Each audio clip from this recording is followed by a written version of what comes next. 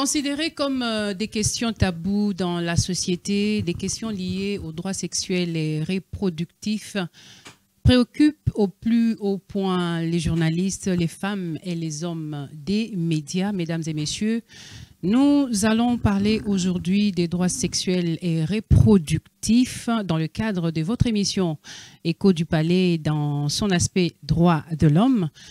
Nous recevons sur ce plateau Madame Bibiche Mbete, qui est coordinatrice de la structure Réseau des journalistes pour la santé sexuelle et reproductive. Bien avant, je vais saluer Manu Atibou, qui est mon co-présentateur. Bonjour Manu.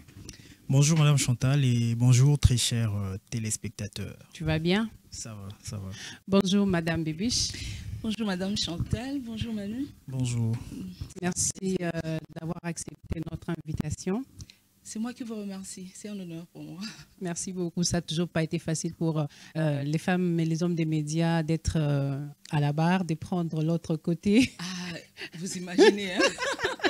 Vous imaginez, on a l'habitude de poser des questions quand c'est vous qui êtes à la barre, comme vous le dites si bien. C'est un peu bizarre, mais on s'habitue. On s'habitue, on sait que vous êtes l'habitué et donc ça va très bien se passer. Mesdames et messieurs, comme je vous l'ai dit dans l'annonce, nous allons parler des droits sexuels et reproductifs. Ce sont des questions qui sont dans la plupart, comme pour la plupart des personnes dans la communauté, dans la société, des questions qui ne sont pas vraiment parler ou bien qui ne sont pas, on ne parle pas trop de ces questions-là, mais il y a de ces femmes, de ces hommes des médias qui en ont fait leur cheval de bataille.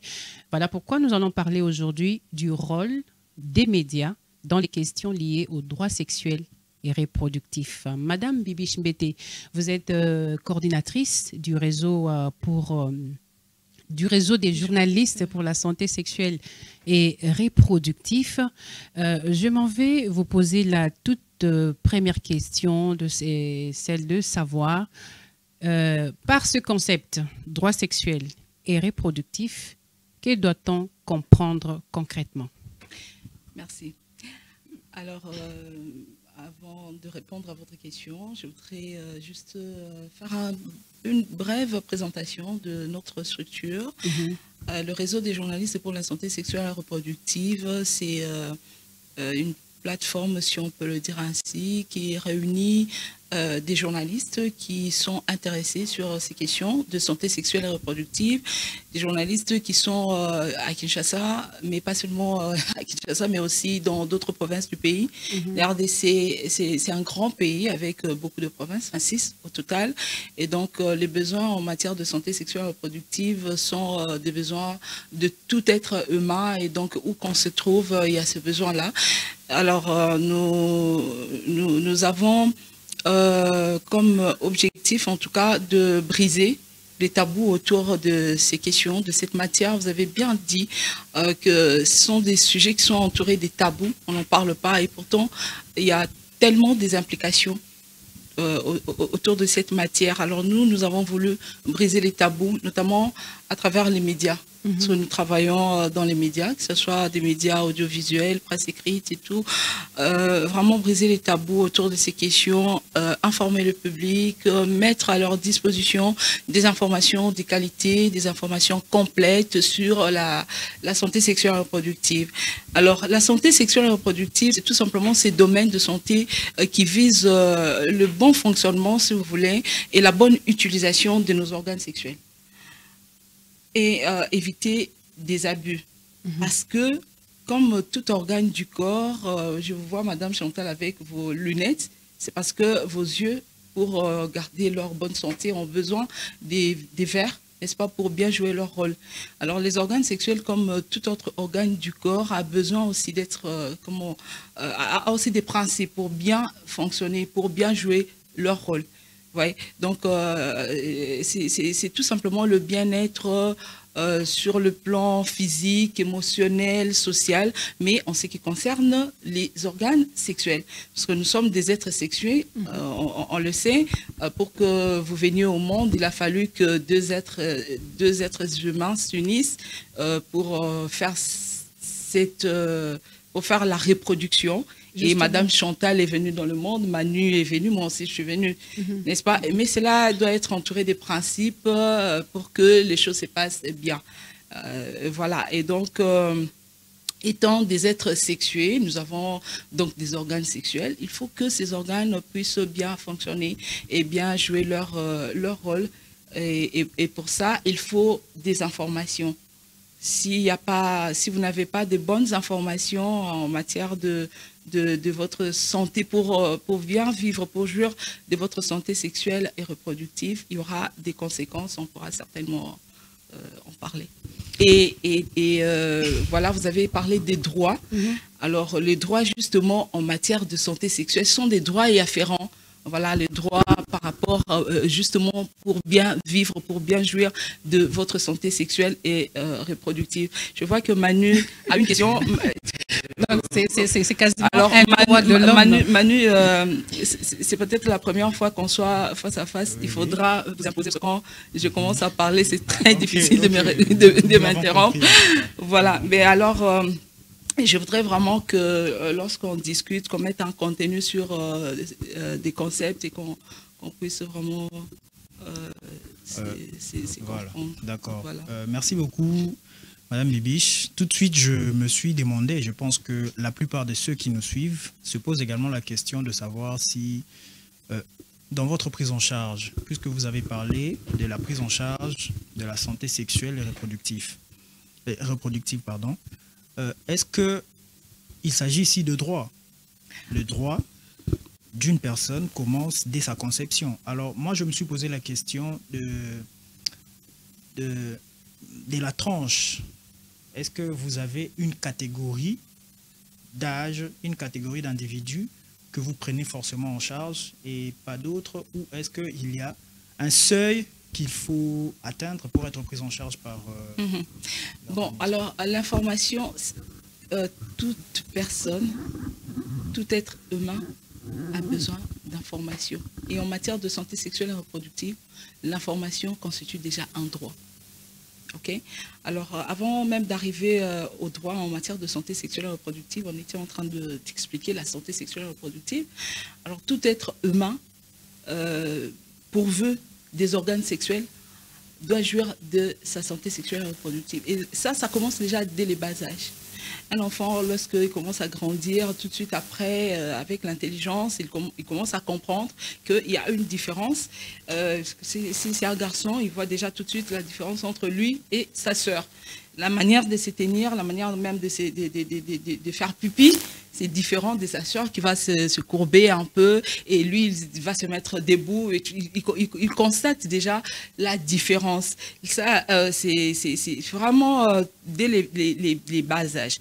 Et lorsque les enfants commencent à grandir, lorsque nous commençons à grandir, je pense que nous trois ici sur ce plateau, nous avons vécu ça, des transformations. Ça arrive lorsqu'on atteint un certain âge, déjà 11 ans, 12 ans, 13 ans, 14 ans, pour les filles un peu plus tôt, pour les garçons un peu plus tard, on commence à subir ou avoir des transformations qu'on appelle la puberté. Ça arrive pendant l'adolescence. Et l'adolescence, on définit tout simplement comme cette période de vie qui est entre l'enfance et l'âge adulte. Donc, avec l'adolescence, on n'est plus enfant, mais on n'est pas non plus adulte. On est en train de s'acheminer vers l'âge adulte. Et avec l'adolescence, on remarque des transformations dans le corps, on remarque des transformations sur le plan psychologique, émotionnel, social. Alors, ces transformations physiques qui s'opèrent dans le corps, c'est ce qu'on appelle la puberté. Et dans la puberté, les organes sexuels commencent à se développer. C'est là qu'on commence à se rendre compte vraiment de je suis fille, je suis garçon. Et avec ces transformations physiques, arrivent aussi d'autres choses, parce que la puberté, c'est vraiment un ensemble de phénomènes. Il y a des choses qui se passent dans la tête des enfants, ou enfin, on n'est plus enfants des pubères donc, ou des adolescents. Et ça amène, ces transformations-là qui sont physiques, amènent aussi des désirs.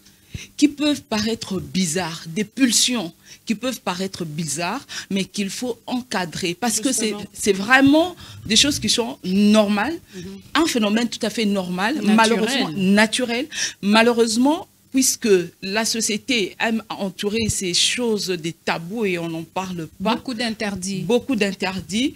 Souvent, les enfants, ils se retrouvent face à eux-mêmes, ils ne savent pas comment faire et ils ne savent même pas comment gérer ces pulsions qui sont tout à fait naturelles. Et c'est pendant cette période que les garçons commencent à sentir de l'attirance vers les filles et vice-versa. On commence à avoir vraiment l'attirance, on a le désir d'être avec des garçons quand on est fille, d'être avec des filles quand on est garçon. Ce n'est pas un péché, ce n'est pas une mauvaise chose. Malheureusement, souvent on dit il ne faut pas parler avec des garçons, il ne faut pas parler, mais il faut donner des informations. C'est pour ça que d'ailleurs on parle de l'éducation complète à la sexualité qui commence déjà dès les bas âges. C'est vraiment un ensemble d'informations qu'il faut donner aux adolescents, aux jeunes, lorsqu'on commence à grandir pour savoir comment est-ce qu'on peut gérer ces pulsions. Sinon, comme j'ai dit, si on ne fait pas attention, on va dans tous les sens et il y a des conséquences. Alors, pour bien vivre la santé sexuelle et reproductive, il y a des besoins, n'est-ce pas? Il y a des besoins. Il y a le besoin en information. Il y a des besoins par rapport aux services. Vous savez, la santé sexuelle et reproductive, c'est vraiment un ensemble. Il y a beaucoup de composantes. Je ne sais pas si on aura le temps de parler de toutes ces composantes en matière de santé sexuelle et reproductive. Vous savez, lorsqu'on parle de la maternité en moindre risque, nous sommes déjà dans le domaine de la santé sexuelle et reproductive. Lorsqu'on parle de la planification familiale, lorsqu'on parle des infections sexuellement transmissibles, lorsqu'on parle des violences sexuelles et tout, on est déjà dans ce domaine. C'est tout un paquet. C'est tout un paquet. Alors, tout ça, ça produit des besoins. Vous savez, quand on est déjà une femme, on parle de la puberté, les filles commencent à avoir des règles. Elles ont besoin de quoi? Elles ont besoin d'être informées. Comment est-ce que je vais gérer ces règles? Comment est-ce que voilà les principes de l'hygiène même menstruelle. Comment est-ce que je vais utiliser des bandes hygiéniques? Où est-ce que je vais les jeter? Comment est-ce que je peux éviter? Tout ça, en fait, c'est un droit. Voilà. Ce sont les droits. Alors, en fait, c'est inhérents à exactement. En fait, tout humain. Oui, mais en fait, les droits, c'est quoi? C'est quoi? Les droits émanent tout simplement des besoins. Des besoins. Nous avons des besoins. En tant qu'être humain, nous avons des besoins. J'ai besoin d'être informé. J'ai besoin de savoir comment est-ce que je vais gérer mes menstrues. J'ai besoin de savoir comment est-ce que je vais mes naissances. Oui, parce que j'ai maintenant des menstrues. Je sais que je vais avoir des périodes. Je vais avoir une période de fertilité, une période de qu'on appelle infertilité et tout. Alors, si je veux avoir, par exemple, de relations sexuelles, comment est-ce que je vais éviter des grossesses non désirées? Vous voyez? Alors, ces besoins-là, des besoins en information, des besoins en service, et tout, c'est ce qui s'érige en droit. Vous voyez, un enfant qui vient au monde, je crois qu'il a besoin tout de suite de prendre le lait maternel. C'est un besoin. Mais ces besoins-là se riche en droit. Ça devient un droit pour cet enfant-là. Alors, si on ne le nourrit pas, on est en train de manquer du respect quel terme vous utilisez? Des violer un droit. Voilà. Violer son droit le plus fondamental. Voilà. Donc, pour dire que les droits en matière de santé sexuelle et reproductive, c'est seulement des besoins que nous avons. Et ce sont ces besoins-là qui s'érigent en droit. Ça concerne tout le monde. Hein, vraiment, pour résumer la réponse. Okay. Donc, dès la naissance, dès la conception, si vous voulez, dès la naissance jusqu'à la mort, parce que dans les composantes des santé sexuelle et reproductive, il y a même la gestion de la ménopause. Cette période-là, des informations concernant la ménopause. Okay. Donc, tout ça, c'est vraiment, c'est toute la vie. Okay. La santé sexuelle et reproductive, c'est toute la vie. Alors, et ça concerne tout le monde. Ok, merci. Alors, Madame Ibish, vous avez évoqué les cas des pubères. Vous avez dit que c'est une phase transitoire qui fait que l'individu s'identifie. En parlant de cette identité, je me suis tout de suite posé la question, puisque aujourd'hui en Europe, on les voit. Je l'ai vu en Suède, je crois. Déjà, à la maternelle ou à l'école primaire, chez nous ici, il y a des élèves qui apprennent disons, qui apprennent une forme d'éducation à la vie sexuelle. Alors, déjà, à ça, je voudrais savoir si, quelle est votre impression par rapport à ça, mais après, j'aimerais également que vous puissiez nous dire un tout petit peu si un homme, physiquement, qui s'identifie comme une femme serait un cas particulier par rapport à votre prise en charge des santé sexuelle et reproductive.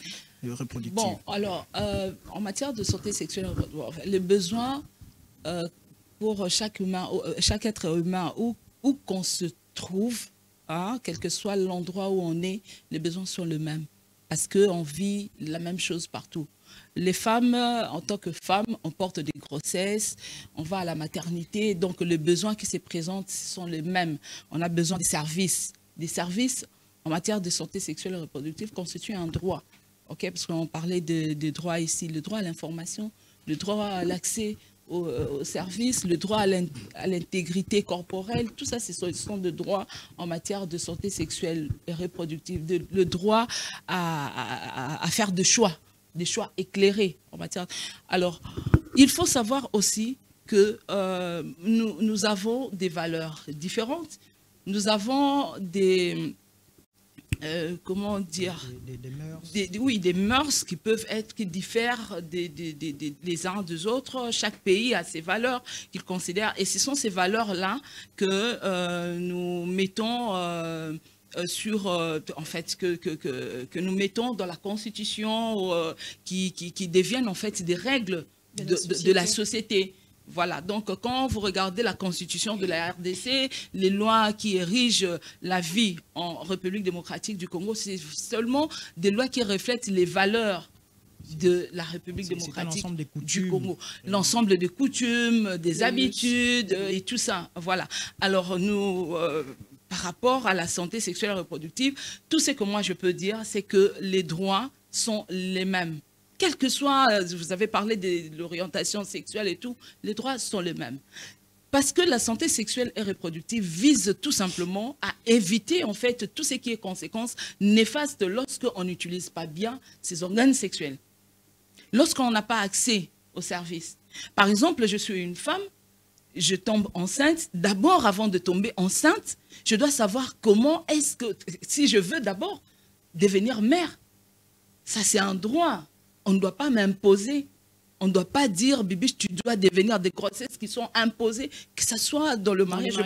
Je pense même, notre loi aujourd'hui, la loi qui encadre la santé publique, on parle dans les dispositions sur la planification familiale, sur la contraception, c'est autour d'un dialogue qu'il faut décider, par exemple, du nombre d'enfants, quand est-ce qu'il faut avoir des enfants, comment espacer les naissances.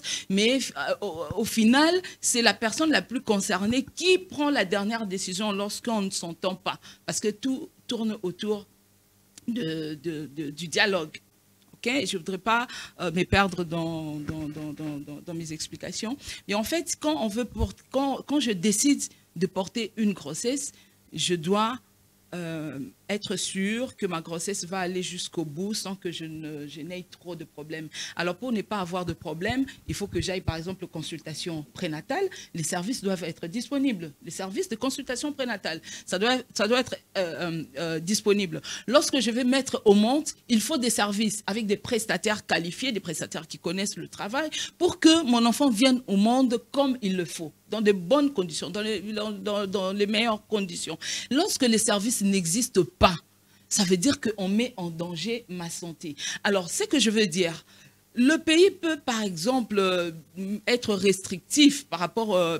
les lois d'un pays peuvent être restrictives par rapport à des orientations sexuelles et tout, mais par rapport à ce qui concerne les services, ça doit concerner tout le monde.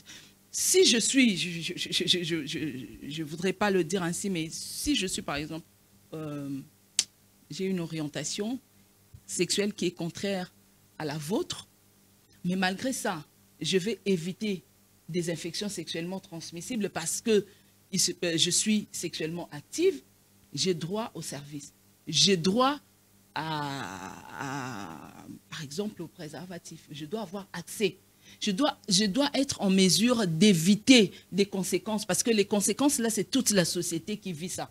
Vous comprenez ce que je suis en train de dire? Donc, en quelque sorte, c'est comme qui dirait que vous orientez les individus en fonction du choix qu'ils font. Non, ce n'est pas en fonction. En fait, le droit en matière de... Vous leur montrez le chemin différemment. Par exemple, nous sommes ici dans le cas des orientations sexuelles qui, pour certains États, qualifient les dépravés. Notre pays, je pense d'ailleurs, n'autorise pas de mariage homosexuel et tout. Voilà. Alors il ne faut pas enfreindre si le pays interdit. Tu sais, jusqu'à un certain moment, même en matière de l'avortement, nous avons un code pénal qui interdit formellement la pratique de l'avortement. Nous allons y revenir. Oui, nous allons y revenir. Donc il ne faut pas enfreindre le loi. Lorsque le pays interdit, c'est interdit. Justement. Alors si aujourd'hui la RDC n'autorise pas de façon formelle. Oui, non, alors ça veut donc dire que vous ne prendrez pas en charge quelqu'un qui vient avec une orientation sexuelle qui n'est pas admise. Moi, tel que vous êtes là, d'abord, moi, je ne prends pas en charge des gens. Justement, son travail, c'est d'informer. Je ne suis pas prestataire. Son travail, c'est de donner la bonne information. Moi, je donne des informations. Alors, une personne, telle que vous êtes là, je ne connais pas votre orientation sexuelle. Mais si vous me dites, écoute, je sors avec une fille, mais je ne voudrais pas qu'en allant avec elle, j'attrape des infections sexuellement transmissibles, qu'est-ce que je vais faire? Je vais vous dire ce qu'il faut faire. Je vais vous dire, utilisez le préservatif. Par exemple, si c'est un jeune garçon ou une jeune fille qui me dit madame, voilà, qu'est-ce que je dois faire, comment je vais gérer mes pulsions sexuelles, et je vais lui dire, écoute, il faut chercher des activités récréatives, il faut faire du sport, il faut parler avec des gens et tout. L'abstinence, ça prévient des infections sexuellement transmissibles jusqu'à un certain âge, bien sûr. L'abstinence, ça prévient des grossesses non désirées, des grossesses précoces qui compromettent les études. Vous voyez, il faut avoir des objectifs dans la vie si vous voulez étudier. Voilà, et donc ce sont des informations qu'on donne. Moi, je ne suis pas là pour juger des gens. Tu as quelle orientation sexuelle? Tu me demandes l'information, je vais savoir d'abord. Non, je ne suis pas là pour juger des gens. Et je ne suis pas là pour savoir c'est quoi ton orientation sexuelle, pour donner des informations. Parce que des informations là que nous donnons, que nous voulons donner, et des informations que nous sommes en train de promouvoir, ce sont des informations qui préviennent justement les conséquences que nous voulons éviter, des conséquences là qui sont des infections sexuellement transmissibles qui sont très répandues dans le milieu des jeunes. Il y a le VIH-Sida très répandu dans le milieu des jeunes. Aujourd'hui, on est en train de se battre avec tous les programmes que nous avons eus dans le pays durant des années. La prévalence en matière de VIH commence à baisser déjà dans la population en général. Mais quand vous allez chez les jeunes, la tendance est toujours en train c'est toujours à hausse, parce que les jeunes n'ont pas toujours accès à l'information, qui est un droit. Justement, Madame Bibiche, vous avez tellement ramassé beaucoup de choses, parce que je voulais quand même qu'on parle du rôle effectif des médias dans la désinformation. Et c'est là, je crois que vous avez déjà évoqué, mais de façon un peu éparse. Je voulais savoir pourquoi cette question vous préoccupe à tel point que vous en faisiez, au fait, un cheval de bataille. Oui. C'est quoi l'importance? C'est quoi l'intérêt pour le RJSSR de pouvoir communiquer sur cette question-là? Est-ce que vous avez remarqué des abus? Est-ce que vous avez remarqué des conséquences néfastes? Et est-ce que vous avez des exemples bien concrets qui résultent justement de la désinformation sur les questions relatives à la santé sexuelle et reproductive? C'est quoi l'intérêt? L'intérêt, c'est que nous avons dans notre société, avant d'être journalistes, nous sommes des personnes humaines. Nous vivons des situations, même dans nos maisons, dans nos familles, dans nos quartiers. Nous voyons comment des gens meurent parce qu'on n'a pas d'informations, parce qu'on ne gère pas bien ces domaines des santé sexuelle et reproductive. Moi, personnellement, s'il faut partir de mon exemple personnel, je ne sais pas compter le nombre de personnes dans ma famille qui sont décédées de suite des avortements clandestins, de VIH, SIDA. je ne sais pas compter le nombre de personnes dans ma famille qui sont décédées des suites des avortements clandestins ou des avortements à risque. Je ne sais pas compter le nombre de personnes dans mon avenir. Je crois que quand on grandissait, souvent, on entendait « Ah, il y a tel à Koufi ». Et quand vous allez, vous voulez savoir de quoi la personne est décédée, on vous dit « Alongolaki »,« Alongolaki »,« Alongolaki ». Non seulement ça, nous avons vécu dans des quartiers populaires où vous voyez dans une même famille, Coco, maman, papa, bana et bana bakomi kobota na kati ya famille. Et ça pose énormément de problèmes de développement et tout ça. Hein. Ce sont des situations que nous voyons. On n'a même pas besoin d'aller chercher, aller à la lune ou, je ne sais pas, faire des... Ce sont des situations d'abord que nous voyons dans notre société. Moi, quand j'ai eu mon fils aîné, il est tombé malade. Il avait 1 année, juste après son premier anniversaire, il est tombé malade.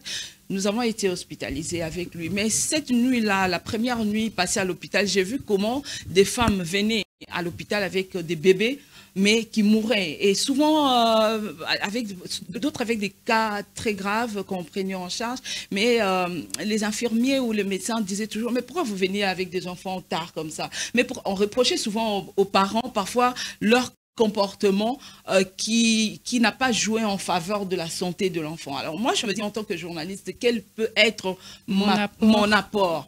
Quel peut être ma parcelle ou bien ma contribution pour aider? Il y a des gens qui vont à l'hôpital, mais il y a des gestes qu'ils pouvaient poser déjà, peut-être même justement parce qu'on manquait l'information, on a loupé le bon geste et voilà, on a mis en danger la vie de l'enfant ou de n'importe qui. Voilà, alors moi j'ai voulu contribuer. Je pense que dans ma parcelle de pouvoir, je me suis dit, je peux faire quelque chose. On peut faire quelque chose. On peut amener l'information. Si j'informe ici Chantal qui est avec moi, elle aura l'information. Mais si je vais à la télévision ou à la radio, c'est toute une masse qui aura l'information, qui sera informée. Alors je me dis, la télévision, moi je travaille à la télévision nationale congolaise, la radio, la presse écrite, tout ce que nous faisons, même les réseaux sociaux, ça contribue énormément à informer des gens sur toutes ces questions dont nous sommes en train de parler. Ça permet aux gens de savoir, par exemple, que il faut savoir planifier les naissances. Justement, parce que vous venez d'évoquer un aspect que j'ai capté. Oui. Vous avez parlé du développement économique. Oui. Beaucoup de personnes, selon la mauvaise information, ou bien selon l'information qu'elles ont à tort ou à raison, estiment qu'une femme qui fait beaucoup d'enfants chaque année, en fait, elle est en train de préparer son avenir. Alobi nazo bota bakokola baza bikela muyanzambe. Donc dans notre société nous n'avons pas d'assurance vie. Donc j'investis dans mes enfants pour que demain après-demain que ces enfants-là puissent me retourner l'ascenseur. C'est très bien d'utiliser le terme investir. En quoi est-ce que les maternités successives ou qui sont des multitudes, en quoi est-ce que ces maternités ne constitue pas ou soit constitue un frein dans le développement économique? Pour moi, la maternité, en fait, c'est une bénédiction, comme on le dit. La maternité, c'est une bonne chose. Qui ne se réjouit pas quand on voit un bébé naître, venir à la maison? Qui ne s'en réjouit pas? Mais ça doit être encadré. Ça doit être planifié. Vous n'allez pas faire des enfants... On va te dire que voilà ce que les femmes modernes nous amènent. Il ne s'agit pas... Voilà, c'est question des droits de l'homme nous imposent. Non. Ce n'est pas dans notre culture. C'est justement par manque d'information qu'on peut dire les choses ainsi. La planification familiale a toujours existé. La planification familiale, ce n'est pas un concept d'aujourd'hui. C'est peut-être comme ça qu'on le dit aujourd'hui. Mais la planification familiale en tant que pratique a toujours existé. Nos mamans, nos grands-mères et tout ont utilisé la planification familiale. Je vais te donner un exemple. Quand une femme, on nous raconte par nos mères, par nos grands-mères, une femme met au monde, on la prend, on la ramène chez ses parents. Parce qu'on veut éviter qu'elle tombe tout de suite enceinte. C'est une façon de faire la planification familiale. Aujourd'hui, on a des méthodes modernes.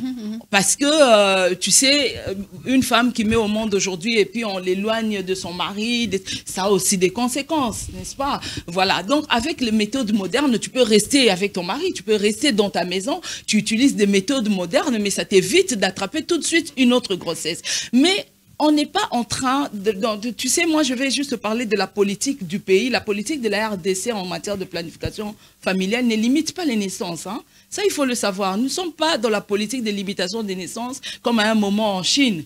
Non, on planifie les naissances. Vous pouvez en avoir par rapport autant, aux mais moyens. vous devez planifier Voilà. seulement. Alors, vous voulez avoir des enfants, il n'y a pas de problème. Vous voulez en avoir 10, 20, il n'y a pas de problème. Mais sachez que ces enfants-là, ils sont dans le ventre, ils grandissent dans le ventre. Et c'est tout un processus, c'est beaucoup de problèmes, si on veut le dire ainsi, pour mettre au monde. Et tout, c'est la santé que vous mettez en jeu. Si vous mettez vous mettez au monde plusieurs fois, sachez aussi que vous êtes en train de fragiliser votre santé. Et lorsque votre santé est fragilisée, comment est-ce que vous allez arriver à produire? Lorsque vous avez des bébés tout le temps, chaque année vous avez un enfant, comment est-ce que vous allez même avoir le temps d'aller travailler? Ça va de pair avec le développement. Il faut planifier les naissances. Il ne faut pas mettre au monde pour que vous vous dites, bon, ma soeur ou bien ma nièce, elle passe à la télé, elle travaille à Congo 26, donc elle va prendre en charge mes enfants. C'est comme ça qu'il y a des familles où chaque année, pendant les vacances, par exemple, au lieu même de planifier les naissances, on ne planifie pas les naissances, on voit plutôt, ben, tel enfant, je vais l'envoyer chez tel oncle, tel enfant, je vais l'envoyer chez ma soeur. Voilà, avec tous les risques possibles. Et à la fin des vacances, on attend que ces enfants-là rentrent à la maison déjà avec les kits scolaires. Donc, on compte sur les autres pour prendre en charge vos propres enfants que vous avez eus en toute irresponsabilité, je vais le dire ainsi. Mais il ne faut pas dire, en fait, on n'est pas en train de délimiter non, mais la planification familiale, ça, il faut le dire, il faut savoir que ça a toujours exister. Ce n'est pas quelque chose qui date aujourd'hui. Madame la coordinatrice, la réalisation nous fait ainsi. Nous sommes déjà vraiment, nous tendons à la fin. Je crois qu'aujourd'hui, nous sommes beaucoup plus attardés sur un aspect de la planification familiale. Alors, je reviens par rapport à votre tournée que vous avez eu à effectuer récemment dans les universités, instituts supérieurs. Vous avez parlé avec votre cible qui était la jeunesse. Je voudrais savoir quelle a été votre analyse, quelles ont été les attentes, c'est quoi les effets que cela a pu apporter sur les étudiants. Oui, et que comptez-vous faire parce que nous sommes en train de finir? Oui, alors je remercie d'ailleurs pour l'opportunité. Je remercie MSA et RDC qui nous a accompagnés, qui nous a donné le moyen de faire cette campagne. C'était une sorte de campagne que nous avons menée dans les universités. Nous avons choisi 3 universités, malheureusement, parce que les moyens, quand ils sont limités, vous allez aussi limiter les activités. Nous avons ciblé 3 universités, Université pédagogique de Kinshasa, nationale, UPEN, l'Université de Kinshasa et l'Université Congo, dans le Congo central, à Kisantu. Et nous avons ciblé les étudiants en sciences et l'information et de la communication. Parce que demain, ils vont faire le travail que nous sommes en train de faire. Si vous faites une analyse dans les médias et tout, vous allez voir que du matin au soir, nous avons des émissions politiques, le théâtre, ce n'est pas mal. Hein? C'est pas mal. C'est pas mal, mais on n'a pas beaucoup d'informations ou de production en matière de santé sexuelle et reproductive. Et pourtant, c'est des matières qui sont très importante, je vous ai dit, lorsqu'on n'en parle pas, les gens meurent parce qu'il y a des infections sexuellement transmissibles, parce qu'il y a le VIH, SIDA, parce qu'il y a des grossesses précoces et non désirées, des grossesses non désirées qui se soldent souvent par des avortements, malheureusement des avortements à risque, parce que justement, on n'est pas allé vers le service qu'il faut et tout, et les gens meurent par manque d'information. Alors, nous avons ciblé ces étudiants-là pour que demain, ils puissent bien jouer leur rôle, pour qu'ils puissent identifier ces problèmes, pour qu'ils puissent connaître les enjeux. Et nous avons remarqué que les étudiants, tout jeunes qu'ils sont, ils sont en besoin. Ils ont besoin d'informations. Et ils étaient vraiment, on a senti cet engouement, on a senti cet intérêt par rapport à ces questions. Ils ont énormément posé des questions. Et comme aujourd'hui, pour cette émission, on n'a pas pu répondre à toutes leurs attentes, mais en tout cas, on a fait l'essentiel de leur donner des informations. Ils ont voulu savoir comment éviter des grossesses non désirés, ils ont voulu en surtout savoir plus. Sont plus actifs sexuellement. Exactement. Voilà, et surtout qu'on a parlé justement des droits en matière de santé sexuelle et reproductive, on pourra peut-être avoir une autre occasion, parce qu'il faut savoir qu'en matière de droits en santé sexuelle et reproductive, les pays s'est engagé. La RDC a pris des engagements au niveau national comme international pour garantir des droits. Nous avons parlé de droit à l'information, nous avons parlé de droit au choix, à la liberté du choix, le droit